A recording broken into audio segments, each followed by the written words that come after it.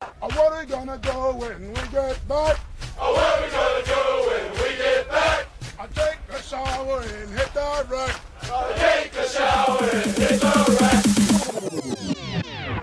Welcome to Charlie Mike.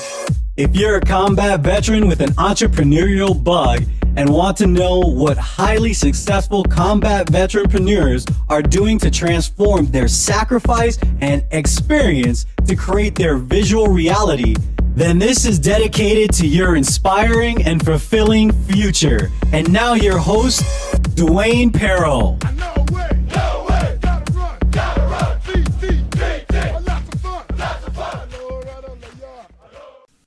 Invest in Yourself ebook is my free gift to you for listening to the show and becoming part of the CO Nation. To receive your free gift, please go to landmarklifecoaching.com. Thank you for joining us on this episode. There are so many veterans with the core strengths to become successful entrepreneurs and continue to make a huge positive impact on our country. Here we highlight the amazing successes of combat veteranpreneurs. Combat veterans, for the purpose of the show, are soldiers, sailors, Marines, and airmen who have served the United States in wars, campaigns, and in theater on foreign soil or hostile waters. Our guest today is Aaron Wolf. Aaron is the founder of Adventures Accessed, an outfitting and guide company based out of Chicago. Through his work, Aaron's goal is to help others build a meaningful connection to nature through immersive experiential programs that incite natural curiosity and empower members to overcome challenges. Aaron works in partnership with the National Forest Service as a licensed outfitter and is also a brand ambassador for Lewis N. Clark and volunteers as an ambassador for the Alliance for the Great Lakes. Before Aaron was hugging trees, he worked in advertising, which was his field of study at DePaul University in Chicago. He didn't care too much for corporate culture and found it to be counterproductive to his transition from the Marines, which led him to start Adventures Accessed. Serving in the Marines from 2004 to 2008, Aaron was in the field artillery based out of Camp Lejeune, North Carolina. His unit toured in Okinawa and Japan, as well as Iraq in 2007, where his unit transitioned from artillery to a provisional military police task force. Aaron is from the Chicagoland area and still calls the city home. All right, Aaron, well, welcome to the show, and thank you for being a guest. Thank you, Dwayne. Thank you for having me. Absolutely. I'm excited to have you tell our listeners all about your journey from a veteran to a successful entrepreneur. So before we get into your entrepreneurial experience, can you give us an overview of your military experience? Sure. So I enlisted in 2003, just a few days after I turned 18, and shipped off to boot camp the next year as soon as I graduated high school in 2004. Let's see. So I was based out of Camp Lejeune, North Carolina. I was with Fox Battery, 2nd Battalion, 10th Marines. So as you mentioned, artillery. And we spent 3 years shooting arty and going all over the place, training, doing force and readiness type stuff, typical Marine Corps duties.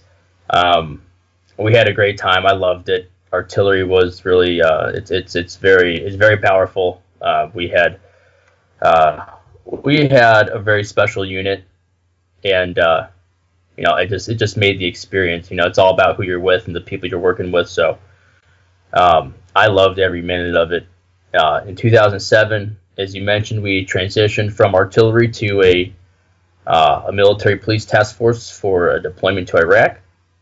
It wasn't as much fun as shooting the guns, but I guess living up to our reputation as an artillery battery, we did some good work over there. Came home in 2008, and shortly after getting home from Iraq, I was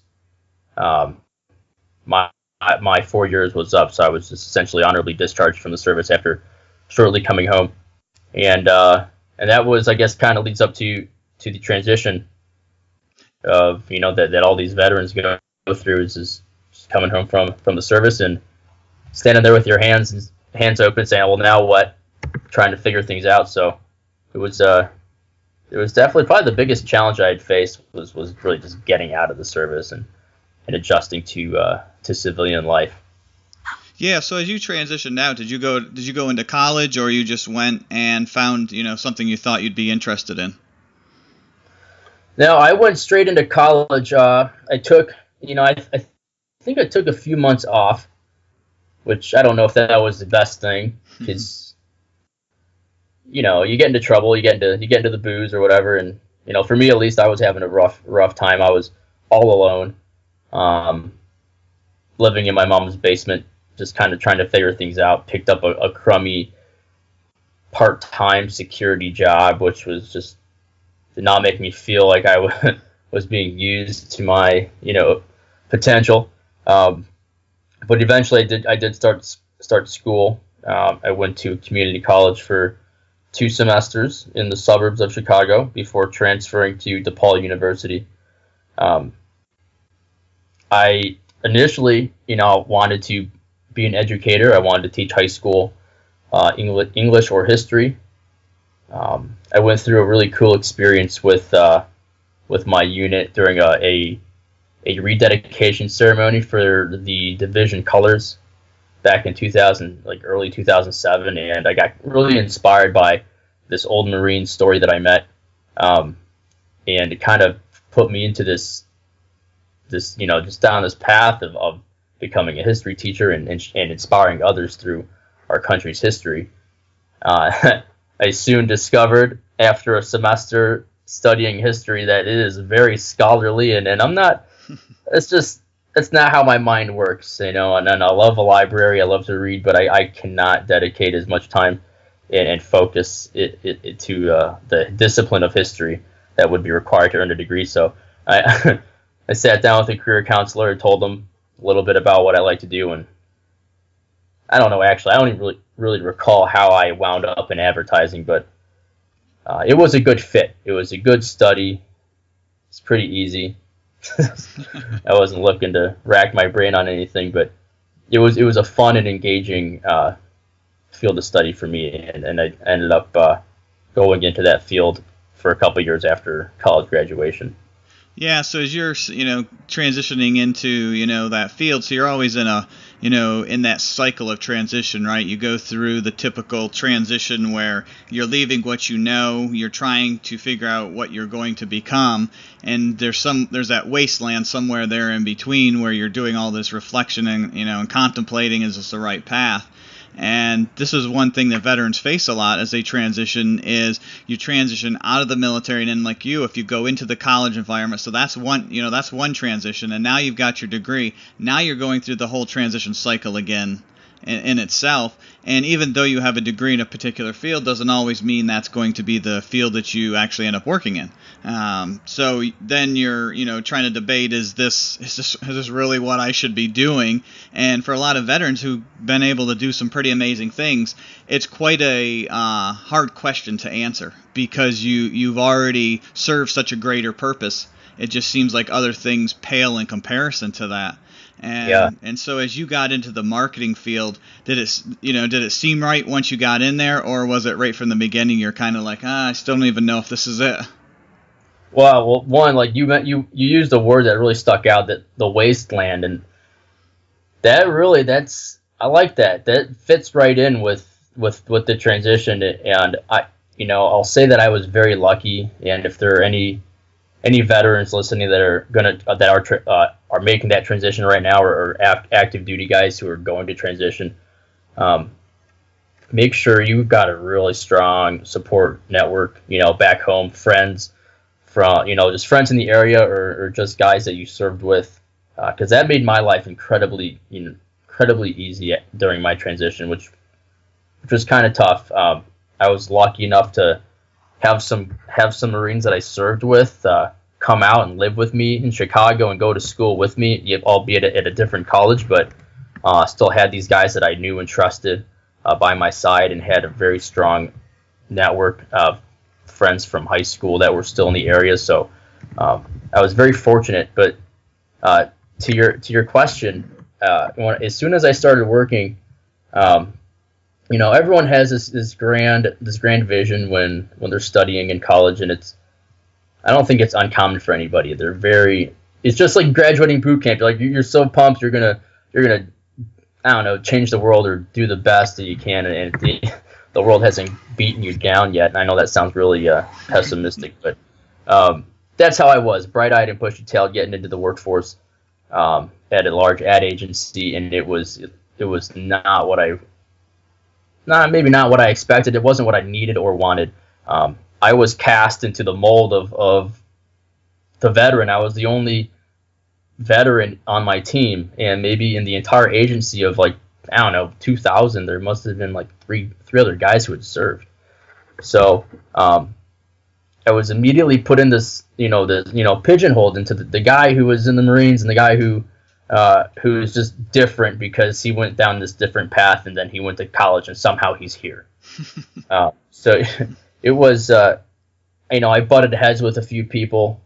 Nothing serious, but it's just a very large misunderstanding of who we are, and I just wanted to be myself. I wanted to be Aaron Wolf, but they kept trying to put me as Corporal Wolf with everything, and not with everything, but that was just how it was, and it was not conducive to my transition.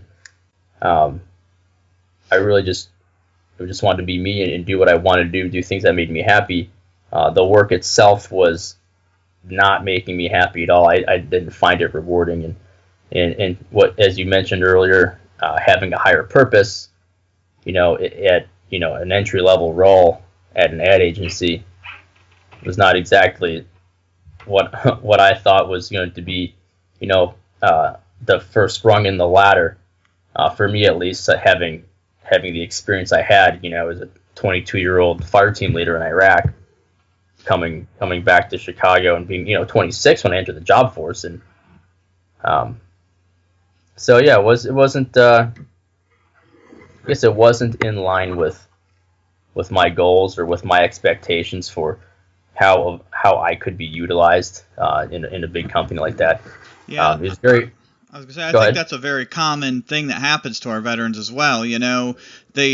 The corporate industries or the corporate corporations, they treat a veteran regardless of their age as if they're just coming out of college. It's kind of putting them in that same bucket. They don't realize all the real world experience that a veteran comes with, and that really most veterans are capable of at least an entry level management position in any company, just based on their experience, where they've been, the leadership traits they have that are just inherent to them, because you really don't see that in an average employee that comes straight out of college. I've been in a corporate environment for over 20 years, and I do a lot of hiring, and I gravitate towards veterans purely because of the backgrounds that they have are unmatched by their counterparts that haven't done that. And so, yeah, that's and it does. It puts you in this really awkward place where you're not working at the capacity you should be, so you quickly become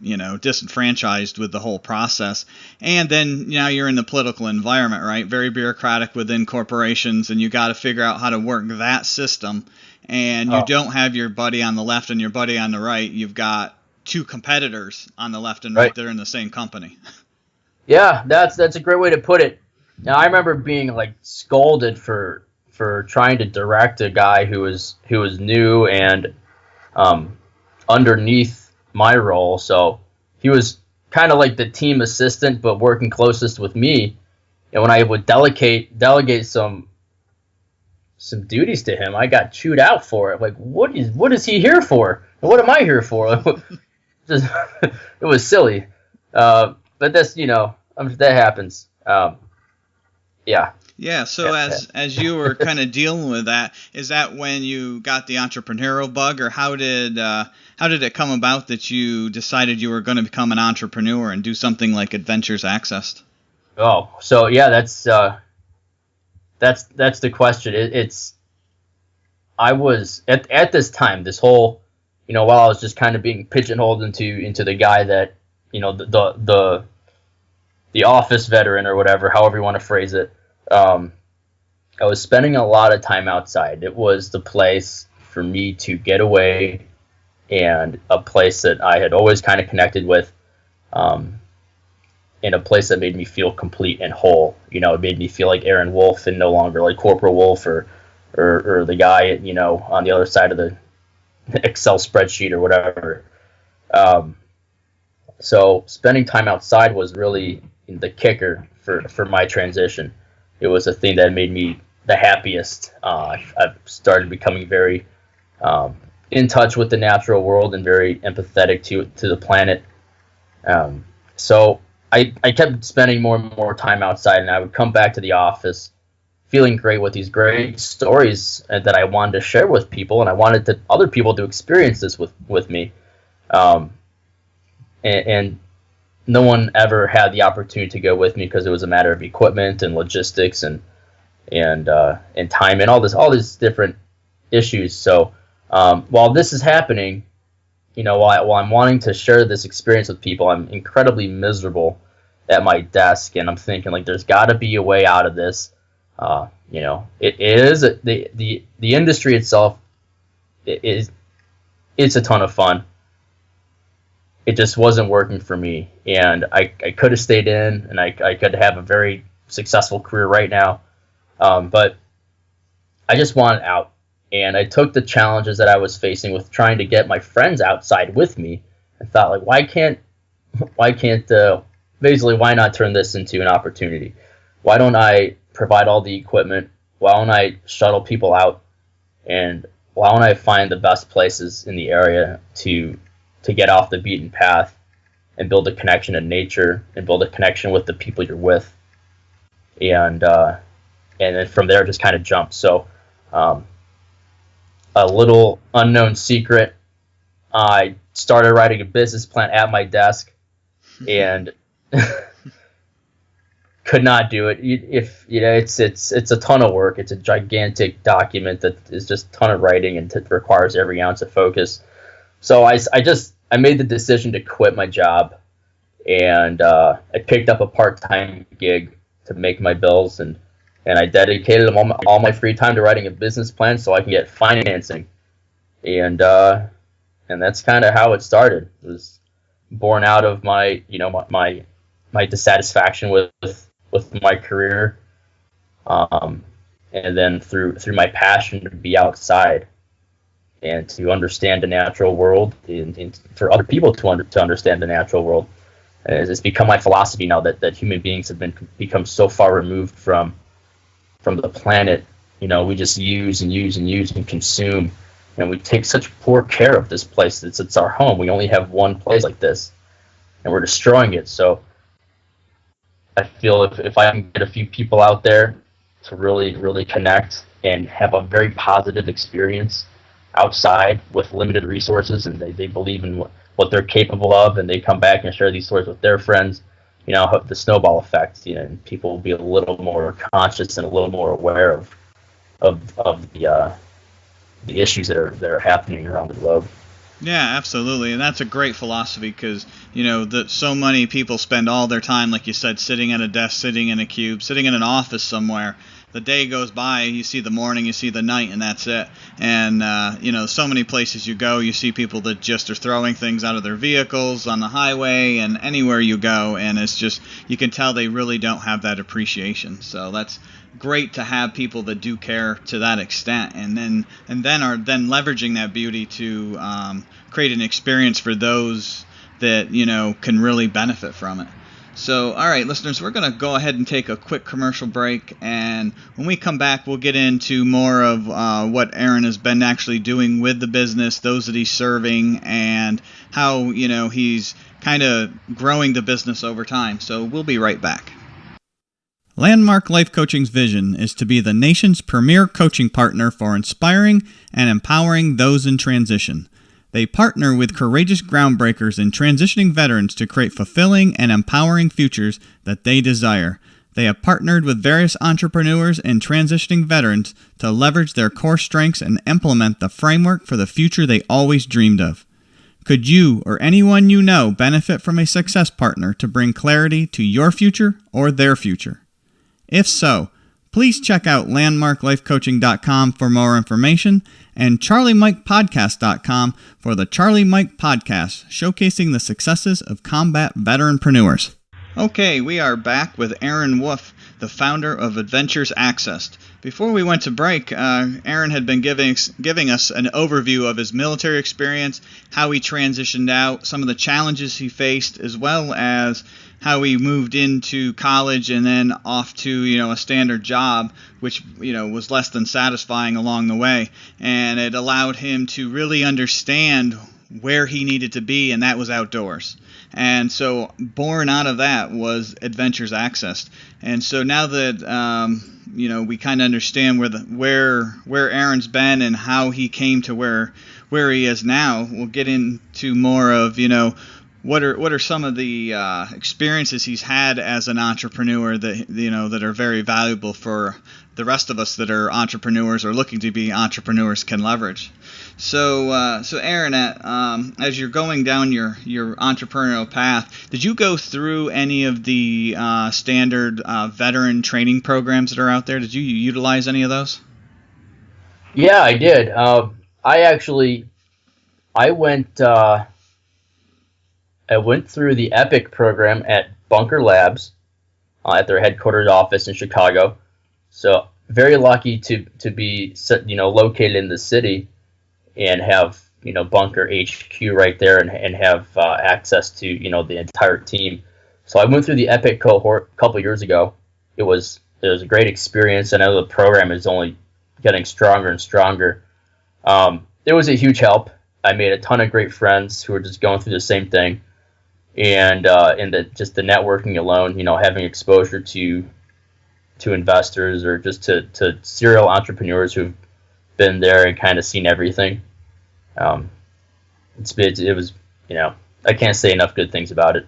Yeah, I've heard of Bunker Labs quite a bit, and they're growing amazing strides across the country and just popping up everywhere, having amazing things going on. I just noticed this week, in fact, on social media that they're launching something out in I think either San Diego or San Francisco area in California, and so excellent. Yeah, so they've basically hit the whole east to west coast now, so that's great. Yeah, it's beautiful. Yeah, and I've heard the same thing about the networks that people have built just coming out of programs like that are so beneficial when you are going through the normal ups and downs of an entrepreneur, where one day it's great, the next day it's like, what the heck did I decide to do this for? And so so those networks come in really handy, and it seems like some of the people coming through these groups actually end up teaming up to some extent, right, to share resources and leverage. Yeah. Definitely. Yeah, so that's good. So is there anything you've learned to this point since you started your business that, you kind of wish you'd known when you were getting started? Was there one of those aha things that's like, if I could share this with with others as they're getting started, I kind of wish I'd known this up front? I would, and there's no way you can ever tell. My business model has changed very much since I opened for business in the past 2 years. So one thing I would tell veterans or anyone really that's about to start a business is that you have to stay flexible. You're gonna hear all kinds of ideas and criticisms and new ways to do things, and you're gonna be hell bent that your idea is absolutely perfect.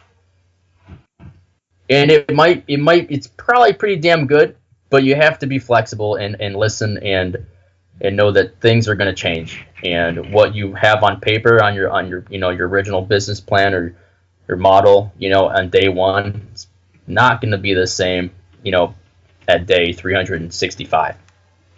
Yeah, that's a great point, because we all create this great vision, and of course it's our vision, so we're like, us.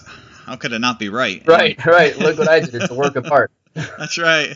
And if you get stuck to that, you're going to miss so many other opportunities. Yep. And it's so true that where you start, and like you said, less than a year later, if you look back, it's more than likely not where you envisioned you'd be, or the model's not exactly how you thought it would be working.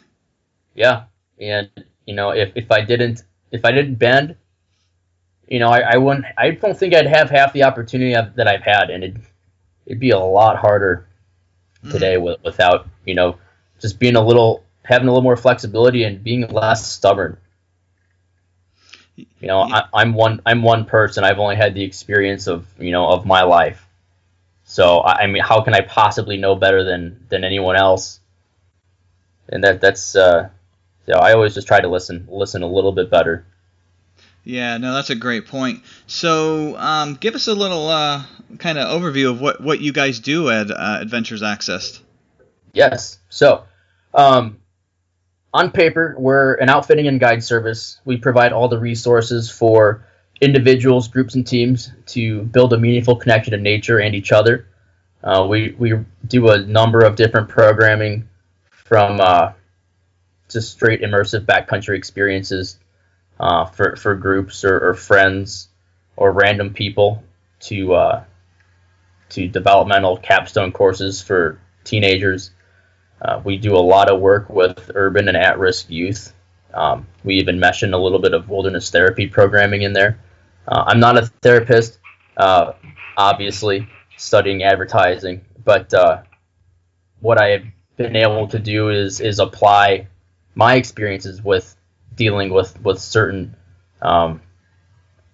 parts of life in leveraging nature as a means to medicate. Because I did go to the VA for a number of years and see the doctors, and all they would do is just medicate, and it wasn't work for me. What was working for me was being outside and letting me decompress and explore and be a human being. So I try to apply that same methodology to some of the people I work with that are going through some really tough times, and it's been incredibly rewarding working with urban youth from Chicago. And I'm really hoping in 2018 to bring these programs to other veterans organizations. Yeah, that's what I was going to ask you. What your next milestone was, because I know I've worked with some different organizations that are exactly that, experiential therapy or experiential training, however you want to term it, depending on who the people are that are involved in it, that are for background. But I mean, at the end of the day, it's the same, right? Minus that's non-pharmacological, right? It's no medicine kind of help, and I think that's important to a lot of veterans. I see some of the most significant improvements that way, because they get out and they're doing something that's natural, something that you would have done no matter whether you were struggling with something or not. You would have gone and done this, and this is where you would have found your peace to begin with. And so to me, it's just very logical. We've got a couple where I'm in the state of Maryland. There's a couple. One's fly fishing, right, and one's equestrian. And so if you're into either of those things, it's amazing what it can do for you. Yeah. So what's your plans with being a little more involved in the veteran support itself? Well, my plan is to build a partnership or two with some local hospitals that have veteran programming, and just like I have it all written up. We're talking. We just need to implement. Really, the plan is to apply my experience and partner with another expert that I've been working with in holistic and mindfulness-based stress reduction therapies, and just kind of try to get these veterans out of the clinic, out of the city. Wake up with the sun, with the birds. Take a dip in a wild lake or something, and really just bring it back down to our roots. And a lot of this, in the process of spending time outside, and part of my program specifically with any group is that we don't use campgrounds. This is a very primitive experience. We take the map and compass and we bushwhack. That's what I love about the National Forest Service the National Forest System, is that you can go anywhere. You don't need a campsite, and we make our own. We dig our own fire pits. We practice leave no trace. So we pack it in, we pack it out. Everything we do is just incredibly conducive to team building. Even if it's preparing food or filtering water, building the fire, setting up shelter. It's evident that things are much easier when we work together. And when you're helping other people, this just some physiological effect that you just feel good. Mm. You pair that with spending time outside for a number of days at a time, and I'll put my money on it. You're going to come back feeling pretty good about yourself. So a lot of people who are having trust issues or confidence issues or just straight depression or anxiety, spending time outside is just in a group and doing these things together is just I think it's a great option. Yeah, absolutely. I agree. I'm an outdoors person myself anyway, and it's funny, I spend all my days inside Monday through Friday. Yeah, but once the office hours are done, you typically can find me outside. I can relate to that feeling that you're talking about when you get outside and just hearing the wildlife around you, just something as simple as a bird rather than a honking horn or a siren or something going by. So it certainly releases those endorphins that you need to feel better. So yeah. All right. Well, this has been an amazing conversation. As we're running out of time, I want to give you an opportunity to let our listeners know how they can get in contact with you or learn more about your business. Great. So you can shoot me an email at Aaron, Aaron, at adventuresaccess.com, or you can just visit the website and see what we're up to. The website is www.adventuresaccess.com. We're on Facebook. I think it's Adventures Access Chicago, and then Instagram Adventures_Access. You can find me on LinkedIn, connect with me, send me a message. We'll just keep the conversation going, or not. It's been a real pleasure. I love sharing my story, and thank you for giving me the opportunity. Absolutely. Well, thank you again for being on the show, and most importantly, thank you for your service to our country. Thank you. Remember, loyal listeners, we are the home of the free because of the brave. Thank you for tuning in to Charlie Mike Podcast with Dwayne Perro. Our objective is to bring successful veteranpreneurs to help inspire and provide insight into what helped them become successful, with the hopes you can take away various strategies you can implement in your entrepreneurial journey. Visit us on iTunes, leave us a rating and review, and let us know what you thought of the show. Thank you for tuning in, and we'll see you next time. Hoorah!